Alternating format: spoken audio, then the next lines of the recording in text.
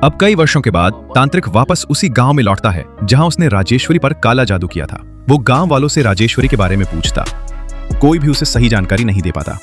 काफी पूछताछ के बाद एक महिला उसे बताती है कि राजेश्वरी ने एक बच्ची को जन्म दिया था, लेकिन उसी समय उसकी मृत्यु हो गई थी और वो लड़की इसी गांव के कॉलेज में पढ़ रही है। ये सुनकर तांत्रिक बहुत खुश होता है। वो कॉलेज जाने वाले रास्ते पर एक नींबू रखकर राजेश्वरी की बेटी के आने का इंतजार करने लगता है। कुछ देर बाद रेखा अपने क्लास फ्रेंड्स के साथ उसी रास्ते से कॉलेज जा रही होती है। तभी वो नींबू लुढ़कते हुए रेखा के आगे आ जाता है। अब रेखा जैसे ही उस नींबू पर अपना पैर रखती है, उसे दुष्ट शक्ति का आभास होता है। वो शक भरी निगाहों से तांत्रिक को देखने लगती है, पर वो तांत्रिक को बिना कुछ कहे वहां से जाने लगती है।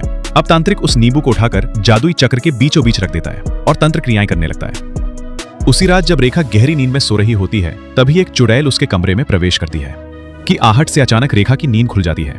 तब वो चुड़ैल रेखा को तांत्रिक के पास जाने को कहती है, पर रेखा कोई जवाब नहीं देती, जिसके बाद चुड़ैल उसके बाड़ू को पकड़ उसे अपने साथ ले जाने लगती है।